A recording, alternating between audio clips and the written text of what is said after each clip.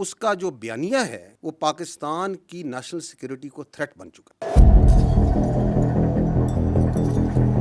آپ لوگوں کو سب کو معلوم ہے کہ یہ الیکشن ہو رہے ہیں۔ غدار یا نیشنل تھریٹ؟ عمران خان کو آج نیشنل سیکیورٹی تھریٹ اور غدار کہا جا رہا ہے۔ اس کا جو بیانیہ ہے وہ پاکستان کی نیشنل سیکیورٹی کو تھریٹ بن چکا ہے۔ عمران خان ملک دشمن ہیں، بھارت کی زبان بولتے ہیں، وغیرہ وغیرہ، مگر لفظ غدار پاکستان کی سیاست میں پہلی بار نہیں بولے گئے۔ سوال یہ ہے کہ غدار ہوتا کون ہے؟ ماضی میں کس کس سیاستدان، جرنیل، صحافی، جج اور شاعروں کو غداری کے سرٹیفکیٹ دیے گئے، مگر بعد میں تاریخ نے ان کو محب وطن ثابت کیا۔ آج کی ویڈیو میں ہم آپ کو یہی بتانے جا رہے ہیں کہ ماضی میں کون کون غدار بنا اور کیوں۔ ناظرین، پاکستان کی 77 سالہ تاریخ میں شاید ہی کوئی بڑا سیاسی لیڈر ایسا ہو جس نے یہ لفظ نہ سہا ہو، مگر دلچسپ بات یہ ہے کہ جنہیں کل غدار کہا گیا، انہی کو چند سال بعد محب وطن اور قومی ہیرو بھی بنا دیا گیا۔ نواز شریف اس کی زندہ مثال ہے۔ غداری اصل میں کیا ہے؟ ریاست سے غداری، آئین سے غداری، یا سیاسی مخالفت کو دبانے کے لیے بس لیبل چپکا دینا؟ یہی وہ دھند ہے جو ہماری سیاست کو آج تک جکڑے ہوئے ہے۔ آئیے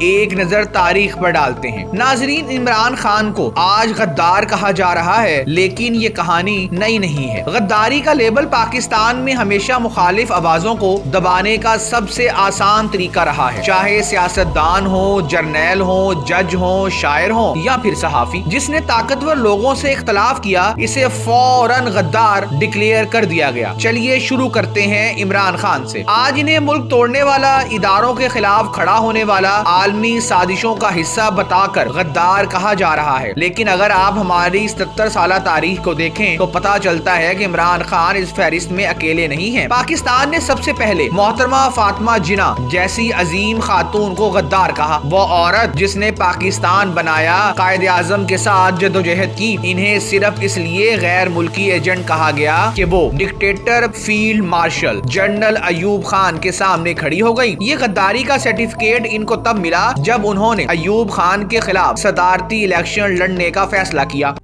سب سے پہلے میں آپ کا شکریہ ادا کرتی ہوں۔ جگہ جگہ ان کا استقبال کیا جاتا، مگر ایوب خان اور ان کے حواریوں نے فاطمہ جناح کو غیر ملکی ایجنٹ اور غدار کہا، اور علماء کرام نے بھی ان کے خلاف فتوے جاری کیے۔ وقت نے ثابت کیا کہ وہ محب وطن تھی۔ غدار وہ لوگ تھے جنہوں نے ان پر جھوٹے الزامات لگائے۔ ناظرین، پھر باری آئی شیخ مجیب الرحمان کی۔ 1970 کے انتخابات میں ان کو بھٹو کے مقابلے میں واضح برتری حاصل ہوئی۔ اب حکمرانی کا تاج ان کو دینے کی بجائے غدار وطن کا لقب دیا گیا۔ بھٹو بھی اس میں پیش تھے۔ پورے ملک میں الیکشن جیتنے والا، عوام کے دلوں کا لیڈر شیخ مجیب الرحمان، اسے غدار کہا گیا، بھارت کا ایجنٹ کہا گیا۔ لیکن سچ یہ ہے کہ غداری نہیں، سیاسی ناانصافی نے ملک کو دو لخت کیا۔ ناظرین، جس نے شیخ مجیب الرحمان کو غدار کہنے میں مدد دی، وقت کا پہیہ گھوما اور پھر ذوالفقار علی بھٹو کو بھی غدار کہا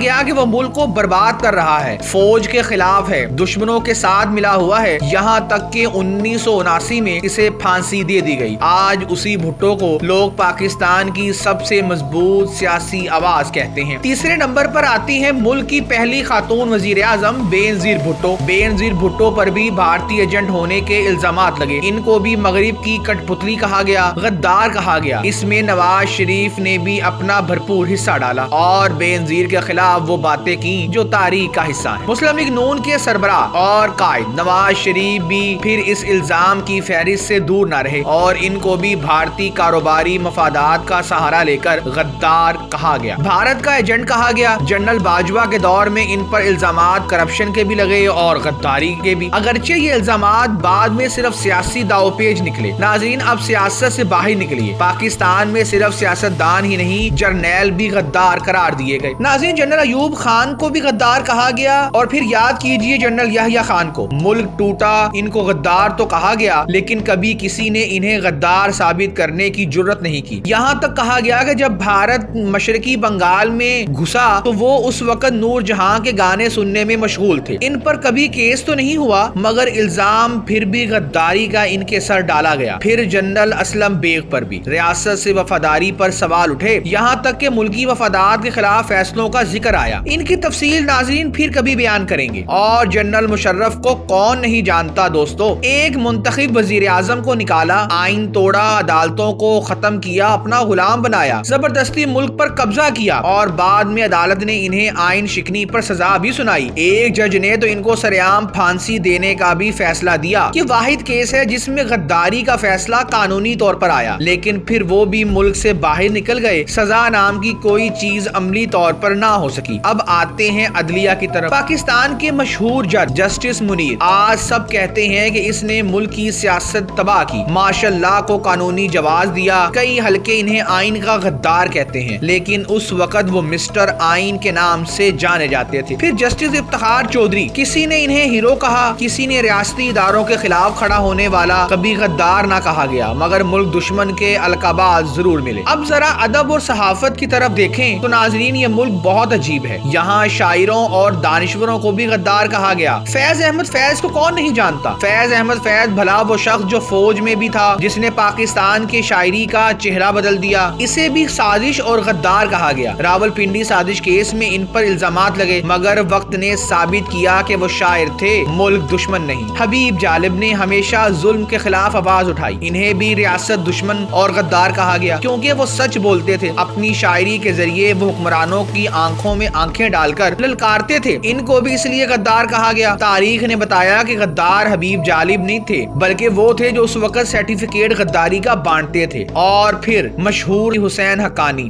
آج بھی کئی لوگ انہیں غدار کہتے ہیں. کوئی ثبوت نہیں, بس بیانیہ ہے. لوگ اپنے مفاد کے لیے حامد میر کو بھی بھارتی ایجنٹ کہتے ہیں, مگر وہ تو کہتے ہیں کہ میں خوش ہوں کہ کوئی مجھے غدار کہے. ناظرین یہ سب مثالیں ایک بات ثابت کرتی ہیں, پاکستان میں غداری کا لفظ سیاسی ہتھیار ہے, قانونی حقیقت نہیں. جو بھی طاقت سے ٹکرائے اسے فوراً غدار قرار دیا جاتا ہے, چاہے وہ عوام کا لیڈر ہو, فوج کا جنرل ہو یا پھر شاعر. اب سوال یہ ہے ناظرین کہ غدار ہوتا کون ہے. آئین کہتا ہے کہ ملک کا آئین توڑنے والا غدار ہے, ملک کو تقسیم کرنے والا غدار ہے, دشمن کے ساتھ عملی جنگ کرنے والا غدار ہے. لیکن ہماری تاریخ میں آئین توڑنے والوں کو عزت ملی اور آئین بچانے والوں کو غدار کہا گیا. کیا پاکستان میں کبھی کسی کو غداری کی سزا ہوئی؟ اب تک صرف پرویز مشرف کے خلاف آئین شکنی کی سزا آئی, وہ بھی صرف کاغذوں میں. عملی طور پر کوئی سزا آج تک نہیں دی گئی. تو آج جب عمران خان کو غدار کہا جا رہا ہے تو سوال یہ نہیں کہ وہ غدار ہیں یا نہیں, اصل سوال یہ ہے کہ ہماری ریاست کبھی سچ میں یہ فیصلہ کر پائے گی کہ غدار کون ہوتا ہے اور اختلاف رکھنے والا کون. تاریخ یہ بتاتی ہے کہ پاکستان میں ہر دور کا غدار اگلے دور میں محب وطن بن جاتا ہے, اور شاید کچھ سال بعد آج کے یہ بیانیے بھی بدل جائیں گے. اصل ضرورت اس بات کی ہے کہ ہم غداری کا لفظ سیاست سے باہر نکالیں اور اسے صرف ان لوگوں کے لیے رکھیں جو واقعی اس ملک کو نقصان پہنچاتے ہیں, نہ کہ انہیں جو سچ بولنے کی جرت رکھتے ہیں. آپ کو کیا لگتا ہے ملک کا غدار کون ہے؟ عمران خان کیا واقعی ملک کے لیے تھریٹ ہیں؟ ہمیں کمنٹ سیکشن میں لکھ کر ضرور بتائیے. اور ہاں, ہمارے ڈیجیٹل چینل MBS تجزیہ کو لائک کرنا تو مت بھولیے گا.